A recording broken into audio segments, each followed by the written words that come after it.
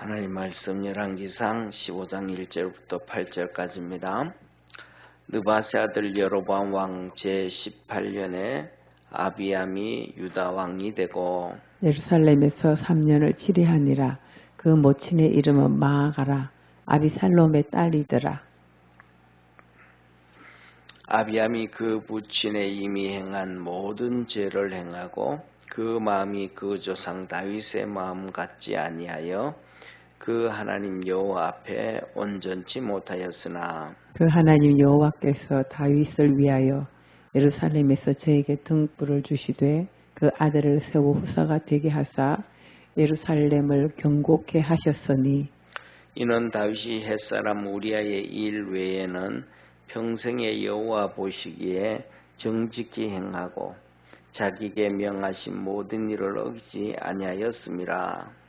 로보암과 여로보암 사이에 사는 날 동안 전쟁이 있었더니 아비암과 여로보암 사이에도 전쟁이 있으니라. 아비암의 남은 사적과 무릇 행한 일이 유다왕 역대지략에 기록되지 아니하였느냐. 아비암이 그 열조와 함께 자니 다윗성에 장사되고 그 아들 아사가 대신하여 왕이 되니라. 아멘. 오늘 이렇게 한번 보시죠. 이 1절을 한번 같이 보겠습니다. 열왕기상 15장 1절 같이 읽습니다. 느바세 아들 여로보암 왕 제18년에 아비암이 유다 왕이 되고 이랬습니다. 이게 이제 자 보세요. 저를 한번 봐주세요. 이 열왕기서의 특징이 이랬습니다. 여기 하면 느바세 아들 여로보암 왕 제18년이면 뭐냐, 이렇게 남쪽 유다가 있고 북이스라엘이 있잖아요. 그럼 북이스라엘에 왕이 있는 거예요. 북이스라엘에 왕이 있으면 왕이 18년째 되는 할 남쪽 유다의 새로운 왕이 되어졌다. 그리고 예를 들면 이제 남쪽 유다의 새로운 왕이 또 있는데 북이스라엘 왕이 죽고 난 다음에 또 이 왕이 세워졌으면 남쪽 유다의 왕 누구 몇 년에 북이스라엘에 누가 왕이 되었다. 이런 식으로 항상 이렇게 지그적으로 이렇게 기록을 해요. 그래서 뭐냐면 누가 북이스라엘의 왕 몇 년 때에 누가 왕이 되었고 또 남유다의 몇 년 때에 북이스라엘 왕이 어떻게 됐고 이렇게 기록되어지는 것이 열왕기서의 특징입니다. 반면에 역대기는 그런 게 전혀 없다 그랬죠. 그죠? 어제 그 역대기는 남쪽 유다만 쭉 기록되어 있는 겁니다. 북이스라엘은 기록 안 돼 있어요. 이게 뭐 쉽게 말하면 하나님의 족보다 이 말이죠. 하나님의 족보에서는 북이스라엘은 제외되지거든요.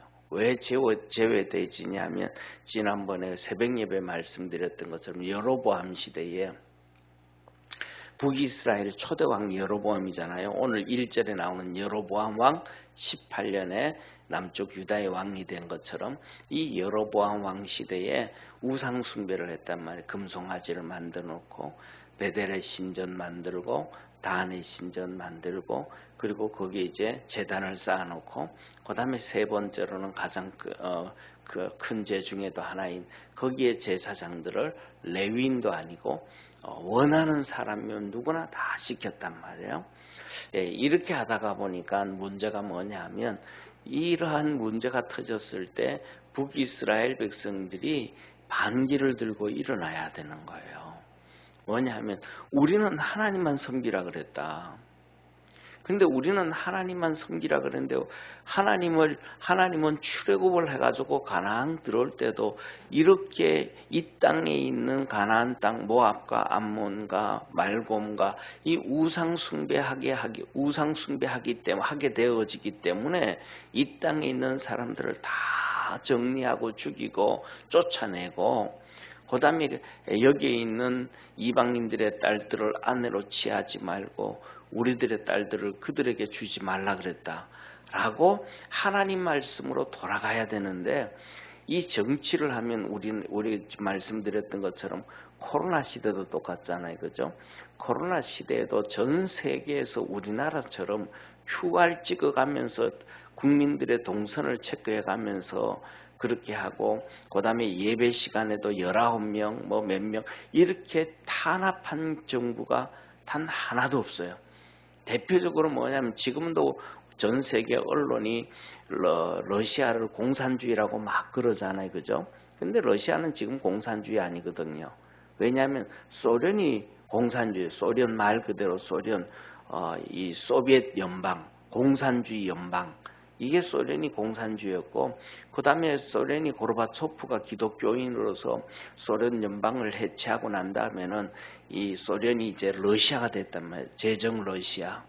러시아가 돼가지고 그때부터 시작해서 러시아 이 공산주의와 이 공산주의냐 공산주의가 아니냐라는 것의 가장 큰 특징 중에 하나는 기독교입니다. 이게 뭐냐면 기독교의 복음을 자유스럽게 전하게 하면 공산주의가 아니에요. 왜냐하면 공산주의는 정치적 이단이기 때문에 기독교를 핍박하고 박해합니다. 그래서 공산주의가 들어오면 어디든지, 그래서 공산주의자들이, 사회주의자들이 정권을 잡으면 기독교를 막 핍박하고 박해를 합니다. 이게 뭐냐면 미국에서도 그렇고 영국에서도 그렇고 프랑스에도 그렇고 어디든지 자유민주주의 국가라 그래도 그 자유민주주의 국가의 위정자가 사회주의자가 들어서고 나면 기독교를 핍박하고 박해를 해요. 그러니까 공산주의자냐 아니냐, 공산주의 국가냐 아니냐의 기준점은 기독교를 핍박하고 박해하느냐 아니면 기독교의 자유를 마음껏 풀어주냐의 차이입니다. 그러니까 기독교의 복음을 전하고 교회를 세우고 뭐 하는데 마음껏 풀어주면 거기는 이 뭐라 그럴까 공산주의, 사회주의 국가가 아닌 거예요. 러시아는 사회주의, 공산주의 국가가 전혀 아니라는 거예요. 두 가지 사건이 있는데 한 가지 사건은 중국의 시진핑이가 이렇게 주석이 되고 난 다음에 중국에 있는 모든 기독교인들을 다 박해하고 교회를 파괴시키고 선교사들을 다 쫓아냈어요. 한국에서 중국에 가 있는 선교사들이 거의 그전에는 한 1,500명 됐다 그랬는데 그 사람들이 다 쫓겨났어요. 거의. 그래가지고 거의 대부분이 러시아로 갔어요. 블라디보스톡부터 하바롭스크 뭐 이렇게 다 갔는데 거기 가서 사역을 하는데 전혀 장애가 없습니다. 핍박을 하지 않습니다. 그 다음에 두 번째로는 그래서 중국의 선교사들이 러시아로 다 가가지고 사역하는데도 아무런 핍박을 받지 않고 그 일부가 동남아로 갔습니다. 캄보디아라든지 미얀마라든지 베트남이라든지 이쪽으로 가가지고 중국의 사람들을 데려다가 선교 사역을 합니다. 그 다음에 두 번째로는 뭐냐면 이 코로나 터졌을 때에 우리나라는 QR 찍어가면서 국민들의 동선 잡고 교회 가면 교회 폐쇄시키고 했잖아요. 그런 것처럼 미국에도 똑같이 미국은 그 유나이티드 스테이츠잖아요. 미 합중국이잖아. 미 합중국이잖아요. 이게 뭐냐면 미국의 52개 주가 하나가 되어져서 미국을 이루어가는 거예요. 그러니까 미국의 주 하나하나는 쉽게 말하면 하나의 나라예요. 그전에는 소련 소비에트 연방하고 똑같은 거예요. 그전 유고 폴란드 이쪽이 전부 다 우크라이나 하나였잖아요. 그게 다 띄워졌던 것처럼. 그래서 미국의 주는 주마다 법이 좀 달라요. 어떤 데는 이렇게 뭐라 그럴까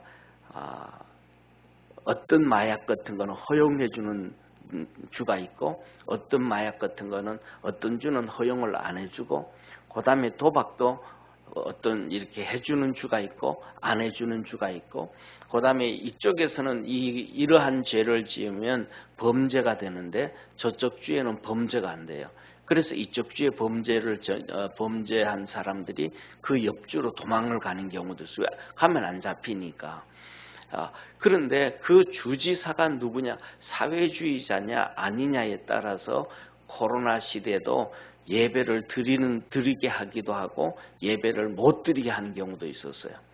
예, 그런 경우도 있고 했는데 미국에서도 똑같이 사회주의자가 주지사가 되어지면 코로나 시대에 예배를 못 드리게 하고, 대표적으로 캘리포니아 같은 경우에는 그랬죠. 예배를 막 못 드리게 했죠. 예, 그런데 반대로 이 플로리다라든지 이런 데는 예배를 오히려 권장하고, 이런 상황일 때는 예배를 드리고 기도해서 하나님의 도움을 받아야 된다. 그 정도로 오히려 막 이렇게 교회에 예배 드리기를 권장하는 경우도 있었고요. 그 반면에 러시아 같은 경우에는 완전히 자유를 줬습니다. 예배 드리게 하고 박해도 하지 않고 핍박도 하고 어려움도 안 주고, 오히려 이 미국 같은 경우에는 이 좌파들이 200년 된 교회를 불태우고, 그 다음에 성경책을 모아서 길거리에 휘발유 뿌리고 불태우고 하는 이런 사건들이 있었죠.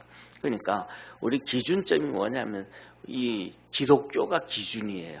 기독교의 자유복음을 전하고 복음을 전하게 할 때는 그 사람들은 절대로 공산주의, 사회주의가 아니다. 사회주의자들은 들어서면 기독교를 100% 핍박하고 박해하게 되어져 있다라는 사실이에요. 그래서 러시아 같은 경우에도 이제는 우리나라는 아직도 소련 생각해가지고 막 이단 공산주의라 그러는데 실질적으로는 공산주의 아니죠. 거기는 실질적으로는 러시아 같은 경우에는 사회로 의하면 법치국가죠.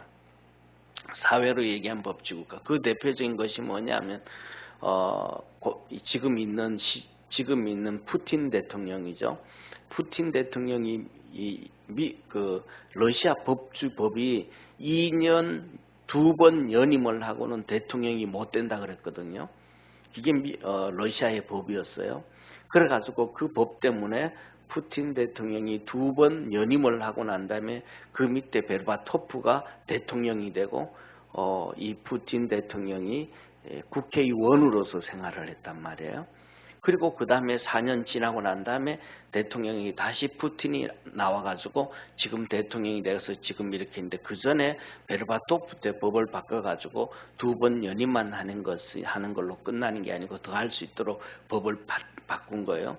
그러니까 쿠데타를 통한다든지 막 권력을 통해 가지고 법을 바꾸는 게 아니고 정상적인 법을 만들어 가지고 푸틴도 대통령에 올라서고 그러는 거예요. 오히려 이거는 뭐냐 하면 또 그리고 그다음에 우린 예를 들면 국회에서 대통령을 뽑고 내각제 같은 경우는 국회에서 수상을 뽑고 하잖아요.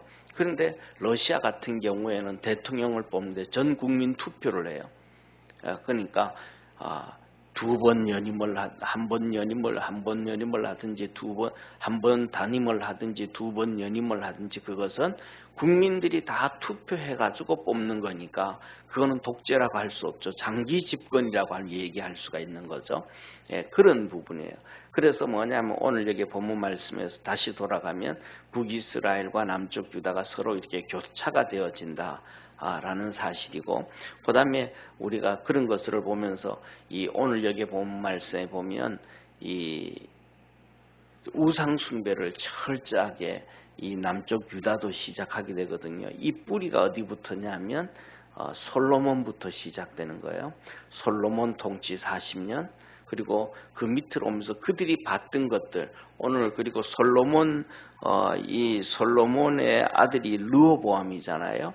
르호보암이 41살에 통치를 하게 되거든요. 그럼 40년 동안, 그러니까 솔로몬이, 쉽게 말하면 솔로몬이 왕이 되어지면서부터 시작할 때 이 르호보암이 솔로몬의 아들이 태어났다는 거예요.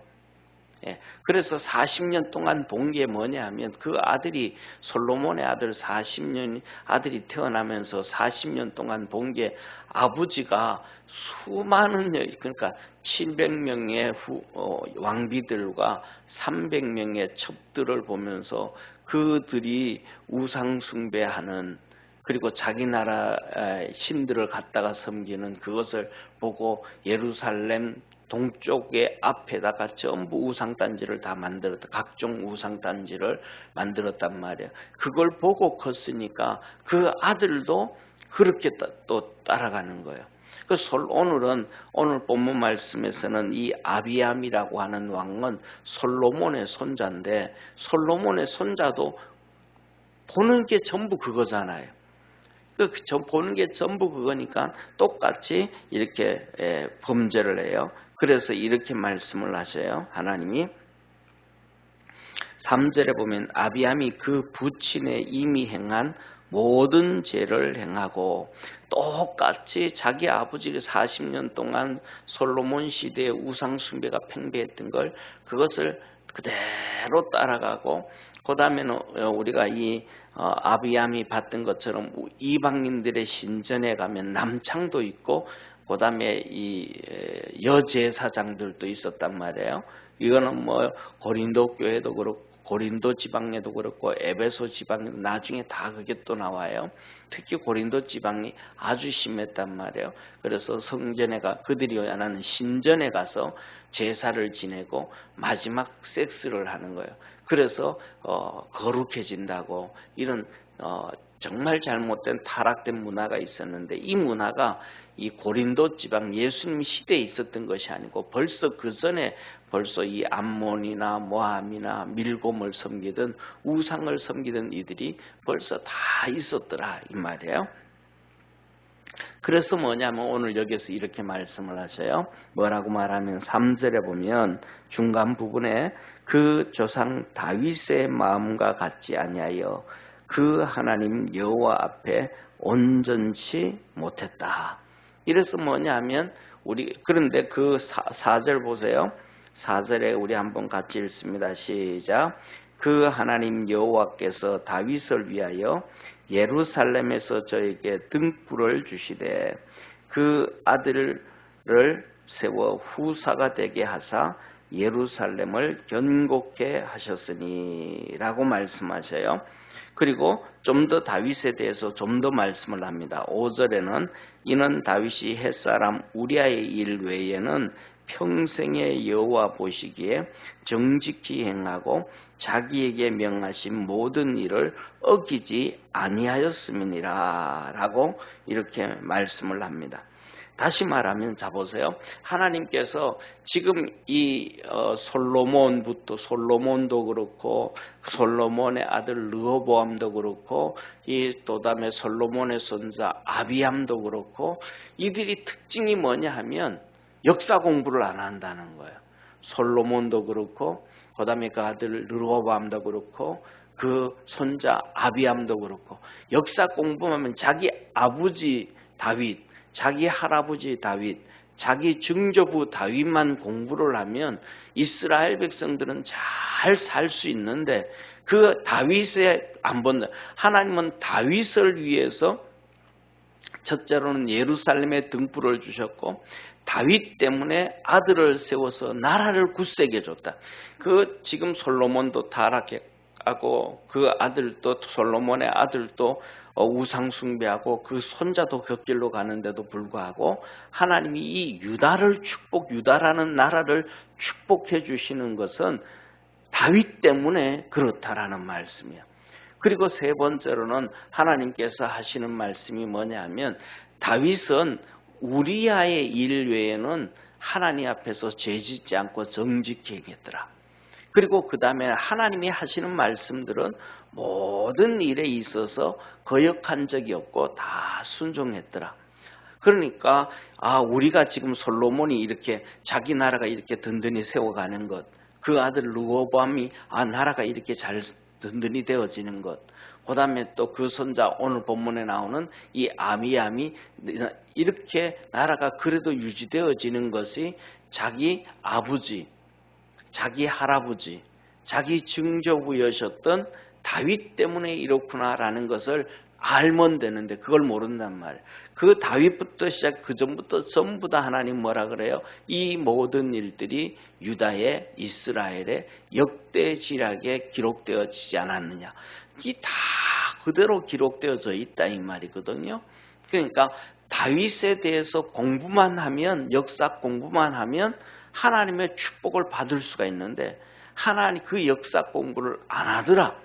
그래서 현실에 보는 대로 우상 숭배하는 그 상황을 보고는 또 그 솔로몬의 아들이 우상 숭배하고 그 손자가 또 우상 숭배하고 점점 그렇게 좀 망하는 길로 가지만은 마지막 하나님께서 이 동아줄 같은 것을 끊어버리지 아니하시는 이유는 바로 다윗 때문이다. 이쪽에 온 증손자뿐만 아니라 앞으로 이 열왕기 하상 끝나고 하가 나오는 계속해서 나오는 그 유다서에서도 보면 그 줄기의 축복의 줄기는 결국은 뭐냐 하면 다윗밖에 안 나와요. 그래서 이것을 보면서 야, 이들이 어떻게 이렇게 하나님을 믿으면서도 이렇게 우상 숭배하고 죄짓고 사는가 라고 할 때는 바로 역사 공부를 하지 않더라라는 거예요. 그래서 오늘도 우리가 살아가면서도 좀 전에 말씀드렸던 것처럼 우리가 좀 전에 소련 얘기하고 지금 러시아 얘기하고 그다음에 또 이 미국의 그다음에 주 얘기하고 이런 거 말씀을 드렸잖아요. 우리나라도 똑같습니다. 우리나라도 그렇고 신앙의 관점으로 이 역사 공부를 좀 해야 그래야 뭘 보여지지. 그렇지 않으면 언론에서 얘기하는 얘기를 다 그대로 추종하고 쫓아가고 따라가게 되어져 가요. 왜냐하면 언론에서 하는 얘기는 이렇게 하나님의 관점에서 기록을 하지 않거든요. 그 사람들은 전부 다 자기 관점, 이 기자들이 사회주의자면 사회주의자 관점, 그 회사의 관점에서 관점, 이런 식으로 전부 얘기하기 때문에 다 잘못 본단 말이에요. 저와 여러분, 우리가 살아가는 이 시대는 하나님의 관점으로 보고 하나님이 통치하시고 하나님이 일하시는 것을 볼 수 있는 믿음의 성도가 되기를 바랍니다. 또 똑같은 거예요. 우리 세상 사람들은 뭐냐면 이 세상이 3차 세계대전 일어나서 망할 수도 있고 뭐 이래서 망하고 저래서 망할 수도 있다 그러지만 우리 기독교인들은 한 가지잖아요. 그게 뭐냐면 이 세상이 망하는 것은 우리 주님께서 재림하실 때 이 세상은 끝난다. 이거 믿음이잖아요. 세상 사람들이 보는 저 세상의 종말과 우리가 예수님을 믿는 우리가 믿는 종말은 다르단 말이에요. 그런 것처럼 세상이 보는 역사관이 다르고 하나님 관점에서 우리가 보는 역사관이 다르단 말이에요. 그런데 세상 사람들은 절대로 죽었다 깨어나도 세상에서 있는 기독교인들까지도 언론에서 얘기하고 무슨 말을 할 때 이 신앙의 관점에서 얘기를 절대 안 한다는 사실이에요. 그리고 더 나아가서는 자기들의 관점이 있고 회사의 방침이 있고 나라의 방침, 이 관점에서 뉴스도 만들고 뭐도 다 만들잖아요. 대표적인 예가 제가 그런 말 3년 전에, 지금은 3월 달이잖아요. 3년 전 1월 말에 우리나라 코로나가 시작됐잖아요. 근데 2월 달에 제가 중순에 그랬죠. 그 언론에서는, 우리나라 언론에서는 이 코로나가 여름 되면 더워지면 감기 증상이니까 여름 되면 다 없어진다 그랬잖아요. 그죠? 뉴스에서 계속 그랬잖아요. 그때 제가 교회에서 2월 달에 이 코로나 여름에 안 없어진다 이거. 그래서 우리가 정신 바짝 차려야 된다. 그래가지고 집에다가 이렇게 방역을 어떻게 해야 되는지 하다못해 이런 것까지도 예배 시간에 설명을 했잖아요. 그때 할 때 우리 성도들이 저런 얘기를 하나도 별로 듣고 싶지도 않고 별로 관심 없었는데, 그럼에도 불구하고 뭐냐면 지났는데도 3년 동안 여름에도 안 없어지고 겨울에도 안 없어지고 3년 동안 계속 유지되어져 왔었잖아요. 이게 뭐냐 하면 신앙의 관점에서 이걸 어떻게 볼 것이냐, 또 사실적인 관점에서 어떻게 볼 것이냐, 그걸 관점을 안 보는 거예요. 회사 방침, 정부 방침, 자기들 생각들, 이렇게 맞춰서 한단 말이에요. 그래서 뭐냐면 우리가 살아가면서 우리가 중요한 것은 이 역사 공부를 조금 할 수 있는 믿음의 성도가 되기를 축원합니다. 그래서 특별히 오늘 우리가 하는 열왕기상, 열왕기하, 역대상, 역대하를 보면서 여기에서 특징 중에 하나가 뭐냐 하면 역사를 통해서 하나님이 하시는 말씀, 역사를 통해서 우리에게 보여주시는 하나님의 뜻을 정확하게 볼 수가 있어요. 그래서 이것은 역사는 그러잖아요. 항상 역사는 반복한다 그러잖아요. 신학교에서는 우리가 뭐냐면 이스라엘 이 자전거 바퀴라고 얘기해. 자전거 바퀴라고 해. 신학교에서는요. 하나님 이렇게 사람은 죄를 짓고 그다음에 하나님이 심판하고 징계하고 그래서 백성들은 어려움과 고통에 빠지고 백성들은 다시 회개하고 주님 앞에 돌아오고 그러면 주님께서 그들을 품어주셔서 다시 복을 주고 하나님 복을 주시고 나면 그들이 또 교만해지고 죄짓고 그러면 하나님이 징계하시고 그 어려움에 빠지고 고통에 빠지고 그들은 다시 주님 앞에 회개하고 주님은 다시 그들을 용서해서 축복해주고 이게 사이클로 계속 돌아가는 거 똑같은 방향으로. 그래서 이것이 이렇게 똑같은 방향으로 계속 돌아가기 때문에 그런 역사는 반복한다고 세상 사람들은 얘기하잖아요. 이 성경이 그대로 얘기해 주는 거예요.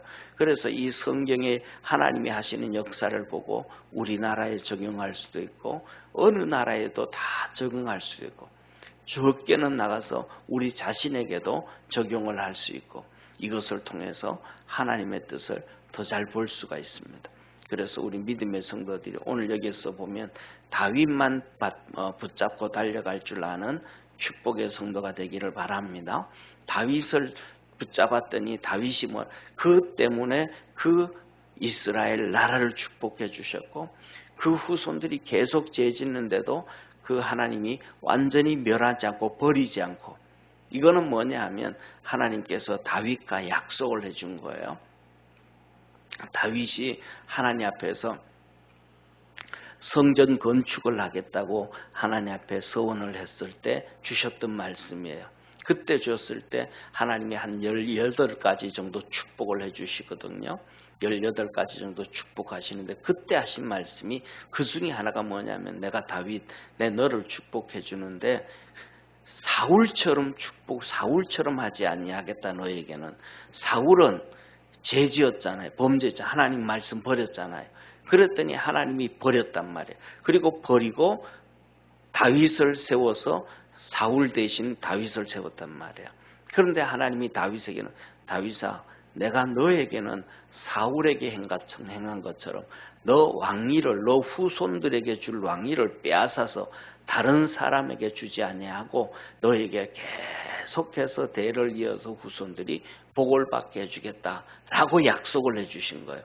그래서 이 약속이 지금 이 이스라엘 백성들 솔로몬 그다음에 그 밑에 르호보암 오늘 본문 말씀에 나오는 아비암 계속해서 격기를 가도 하나님이 이들을 지켜주시고 축복해 주시는 거예요. 그래서 저와 여러분 우리 믿음의 성도들도 다윗처럼 첫째 하나님 앞에 믿음으로 달려갈 줄 아는 축복의 성도가 되기를 주의 이름으로 축원합니다. 기도하겠습니다.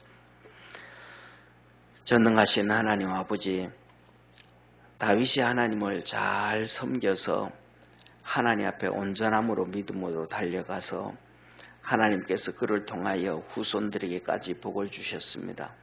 그도 우리아의 일 밧세바를 강간하고 우리아를 죽이는 일을 죄를 지었지만은 그 한 가지 일 외에는 하나님 앞에서 정직하게 행하고 하나님의 모든 말씀에 다 순종했다고 하였습니다. 우리도 믿음으로 살고 하나님 말씀에 열심히 순종하고 살아서 우리의 후손들에게 하나님의 축복을 물려줄 수 있는 믿음의 나라 되게 하시고 믿음의 우리 집사가 되고 권사가 되고 직분자가 되도록 은총 내려 주옵소서. 구원의 역사 날마다 이루어 주시옵소서. 예수님의 이름으로 축복하며 기도드립니다. 아멘. 하늘에 계신 우리 아버지여 이름이 거룩히 여김을 받으시오며 나라에 임하옵으며 뜻이 하늘에서 이룬 것 같이 땅에서도 이루어지리다. 오늘날 우리에게 일용할 양식을 주옵시고 우리가 우리에게 죄인 자를 사하여 준 것 같이 우리 죄를 사하여 주옵시고 우리를 시험에 들게 하지 마옵시고 다만 악에서 구하옵소서. 대개 나라와 권세와 영광이 아버지께 영원히 있사옵나이다. 아멘.